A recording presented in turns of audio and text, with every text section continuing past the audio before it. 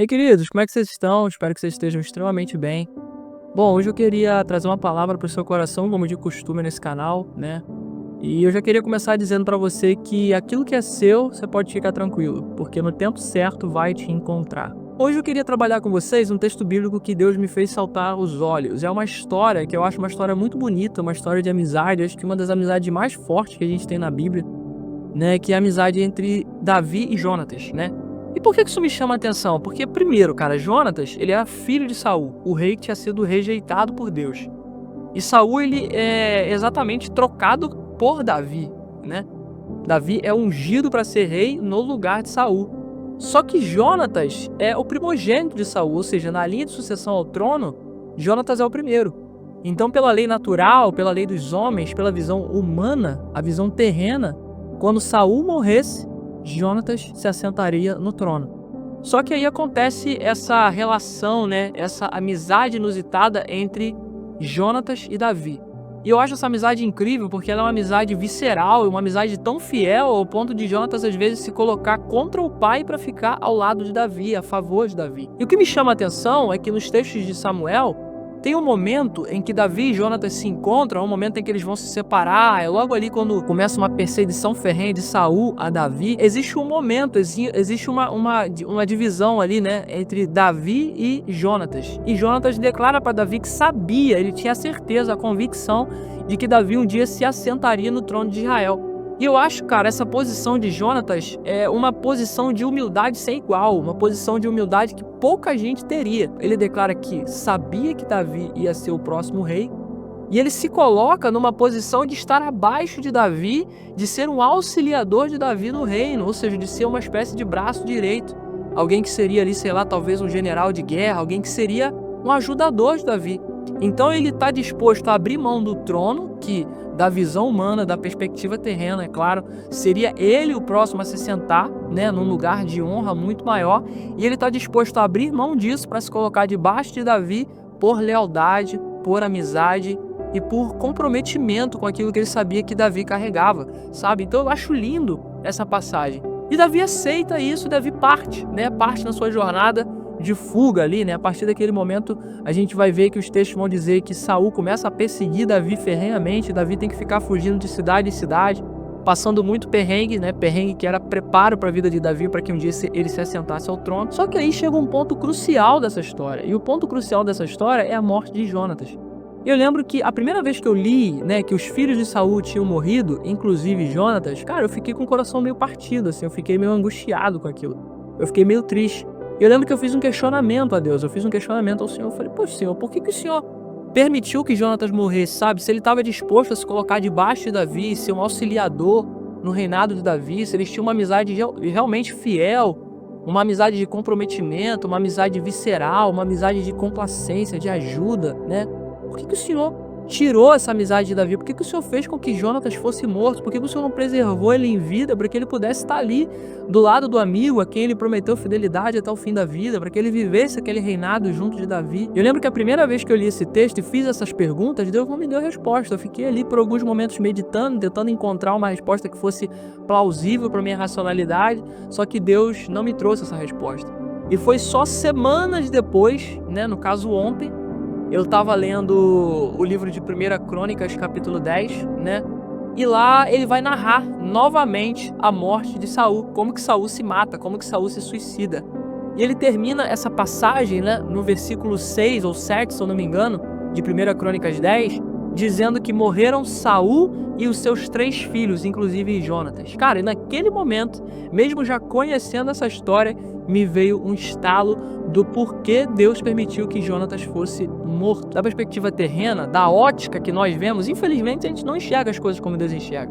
Deus sabia que tinha ungido Davi para ser o novo rei, mas o povo de Israel ainda se opunha a Davi como rei. A gente vai ver que mesmo depois a morte de Saul e Davi já tendo se declarado rei, ele demora um certo tempo para conseguir unificar as tribos e os povos, para que as pessoas legitimassem e autenticassem o reinado dele como sendo o reinado legítimo. E aí Deus colocou no meu coração, agora você imagina se Jonatas ainda tivesse vivo, e pior, se ele tivesse dentro do reinado de Davi como um subordinado de Davi. Poderia dar margem até para o inimigo agir no coração de Jonatas e corromper o coração de Jonatas contra Davi. E aquilo que ele se iniciou como uma amizade bonita, se iniciou como uma história de uma amizade visceral, de fidelidade, poderia ter terminado muito mal. Porque com certeza as pessoas que se opunham a Davi tentariam gerar uma contenda entre Jonatas e Davi. Então você imagina se Jonatas ainda tivesse vivo, como seria muito mais difícil de estabelecer o reinado de Davi como um reinado legítimo. E foi isso que Deus colocou no meu coração. Queridos, Deus não vai te colocar num trono que ainda tem um rei sentado. Ou Deus não vai te colocar num trono que já tem um rei sentado. Ou já tem um rei para sentar. Então, para que Deus te coloque num lugar, primeiro Ele precisa mover as peças para que o seu reinado seja legítimo. Aquilo que Deus vai fazer na minha e na sua vida tem que ser autenticado pela glória dEle. Porque Deus não divide a glória dEle com ninguém. Então aquilo que Deus começa a fazer, Ele faz até o final. A palavra vai dizer, aquele que começou a boa obra é fiel para terminá-la. Então muitas das vezes, irmãos, a gente recebe promessas de Deus, como Davi recebeu, quando foi ungido por Samuel, que seria rei de Israel. E muitas das vezes nós somos tentados a tentar pela nossa própria força, a tomar a promessa para nós, a fazer com que se antecipe aquilo que Deus prometeu sobre a nossa vida num tempo que não é o tempo oportuno, que não é o tempo de Deus, que não é o Kairos. A gente enxerga de forma muito limitada. Isso aqui faz tanto sentido na minha cabeça, porque eu lembro de 2 episódios em que o próprio Davi teve a possibilidade de antecipar a sua promessa. Em determinado momento vai dizer que Saul entra numa caverna para se aliviar. E os homens de Davi falam para Davi, Davi, Deus entregou ele na tua mão, vai lá e mata esse cara, porque agora você vai se tornar rei. Só que Davi chega perto dele, tomado de uma angústia, ele corta apenas a orla da sua veste e prova para ele, olha aqui, cara, eu tive a chance de te matar. Eu tive a chance de tomar o reino e a promessa pelas minhas próprias mãos, na força do meu próprio braço. Mas eu escolhi não fazer isso. Porque eu creio que aquele que fez a promessa vai cumprir. E eu tenho que depender dele desde o momento que ele fez a promessa até o momento que ele cumpra. Porque, irmãos, pensa comigo. A gente sabe que a gente tem uma promessa, mas a gente não sabe como que a gente vai entrar nela. A gente não sabe como que a gente vai acessar. Só quem sabe é Deus. Só quem sabe como que as circunstâncias vão se mover, como que o quadro vai se mover ao nosso favor, é o próprio Deus, porque é Ele quem escreve a história. É Ele quem escreve a promessa desde o momento que Ele te faz até o momento em que ela se concretiza. Então a segunda vez que Davi é tentado a matar Saul é quando ele entra no acampamento e Saul está dormindo em profundo sono. Vai dizer que o próprio Deus colocou Saul naquele profundo sono. Cara, era mais um teste de Deus para saber se o coração de Davi estava no lugar certo. Ou seja, Deus, ele em momento algum queria que Davi tomasse o trono pelas suas próprias mãos. Ele queria que Davi tivesse confiança e dependência nele. Para saber que do jeito certo, da forma certa, da forma exata, como Deus preparou desde o momento em que fez a promessa para Davi, ele colocaria Davi no trono de um jeito correto, de um jeito justo, de um jeito autêntico, de um jeito legítimo. Principalmente para ser rei, irmãos.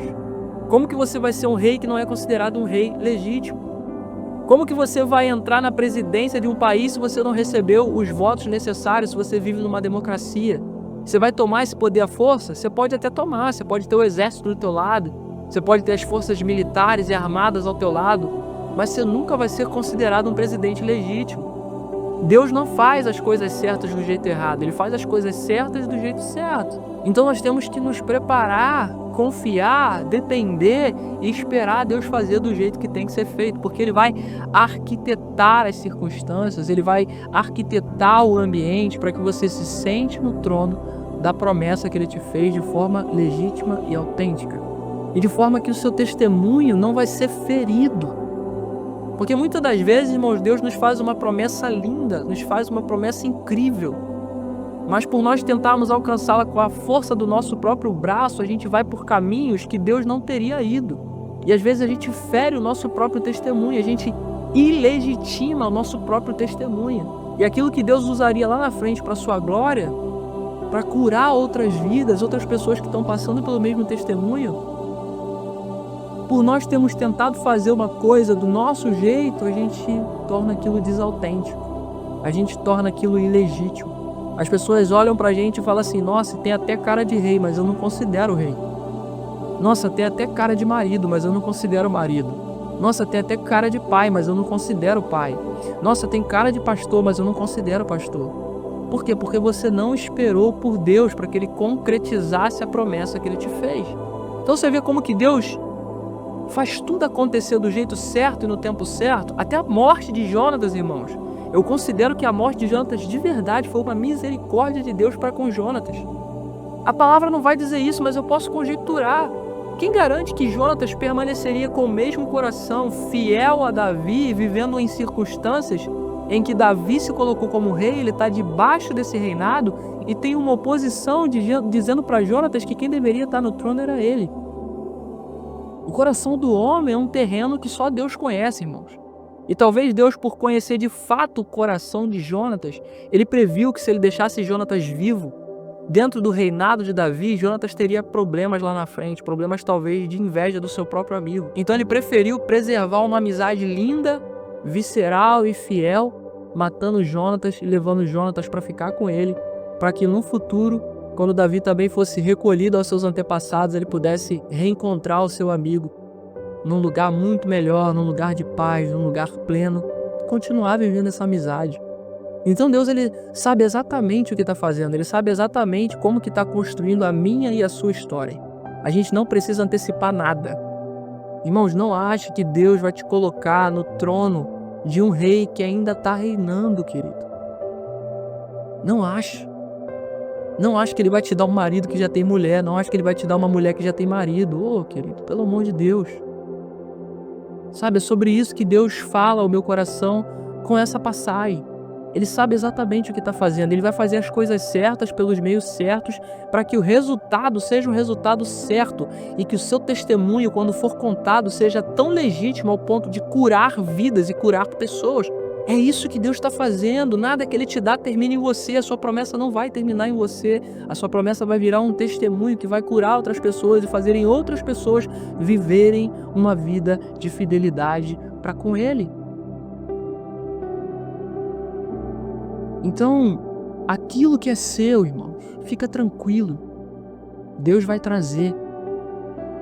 A palavra vai dizer lá em Gênesis 2, quando fala que Deus percebe que não era bom que o homem permanecesse só, que o homem ficasse só, e ele coloca o homem em um profundo sono para que tirasse Eva de sua costela, e a palavra vai dizer que Deus fez a mulher para o homem e a trouxe para ele. Irmão, isso aqui é muito forte. Deus fez a mulher para o homem e a trouxe para ele. Ou seja, aquilo que Deus faz, Ele traz. Você pode ficar tranquilo. Adão não precisou sair do lugar dele para procurar Eva pelo jardim. Eva veio até Adão no tempo certo e oportuno. Então aquilo que é teu, irmão, no tempo certo vai te encontrar. Fica tranquilo, para de tentar sentar em trono que ainda tem rei. Para de ser tentado a matar Saul antes do tempo para assumir o trono com antecedência. No tempo certo, no tempo oportuno, Deus vai mover as circunstâncias ao meu e ao teu favor. Creia nessa palavra e se apegue nela, em nome de Jesus. E eu quero finalizar essa palavra aqui orando por você, e eu quero que ela seja uma oração profética. Eu quero que você feche seus olhos aí do outro lado. Se você não puder fechar os seus olhos, feche-os em espírito e receba essa oração como uma oração profética para a sua vida, amém? Pai, louvado e engrandecido seja o teu nome, nós te agradecemos, Deus, porque o Senhor é bom e os seus caminhos são plenos. Seus caminhos são perfeitos, como a tua própria palavra diz, a tua vontade é boa, perfeita e agradável. Como Eclesiastes diz, tem um tempo oportuno para todas as coisas debaixo do céu, Pai. Que nós sejamos livres, Pai, da tentação de tomar antes do tempo aquilo que o Senhor nos prometeu, de tentar na força do nosso braço, na força do nosso próprio talento, naquilo que a gente acha que tem como habilidade ou como vantagem em determinada situação. Que a gente não seja tentado, Pai, a assumir um trono que ainda tem um rei sentado. Que a gente confie em Ti plenamente, que a gente dependa de Ti até o momento em que pisarmos dentro da terra prometida.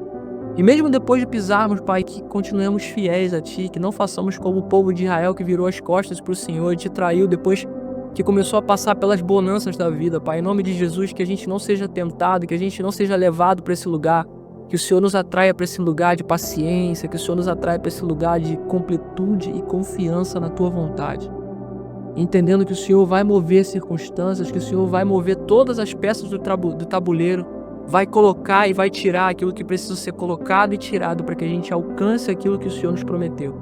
Então, em nome de Jesus, Pai, eu te oro e te agradeço, eu te entrego a vida de cada um de nós, Pai, de cada inscrito desse canal. Eu te entrego a vida de cada pessoa que foi alcançada por esse vídeo de alguma forma, e eu te peço, Pai, faça com que essa palavra encontre terra fértil na vida dos meus irmãos. E não só na vida deles, mas também na minha, porque antes de falar com eles, o Senhor falou comigo, e eu sei que essa palavra também é para mim. Então, em nome de Jesus, eu te oro e te agradeço por essa palavra, por essa revelação, por esse tempo e por tudo que vai ser construído através dessa palavra nas nossas vidas. Em nome de Jesus. Amém, amém e amém. Bom, é isso, meu irmão. Eu espero que esse vídeo tenha feito sentido para você. Se ele tiver te abençoado, deixa nos comentários o que ele fez de relevante com o seu coração, com a sua mente, com o seu entendimento. Se elucidou talvez alguma situação que você estava tentado a colocar a tua mão e tentar pela própria força do teu braço. Curte esse vídeo, porque isso ajuda a dizer para o YouTube que ele é relevante não só para você, mas também para outras pessoas. E se inscreve, cara, se inscreve porque você vai estar não só me ajudando, mas ajudando a outros ouvidos e corações a serem alcançados por mensagens que talvez tenha sido edificante para você e possa ser edificante para outras pessoas. No mais é isso, compartilha com todo mundo aí, grupo de WhatsApp, no seu Instagram, com as pessoas que você acha que precisam ouvir essa palavra. Eu espero que Deus te abençoe, que Ele continue te abençoando. Até o próximo vídeo e não se esqueça, Jesus é o centro.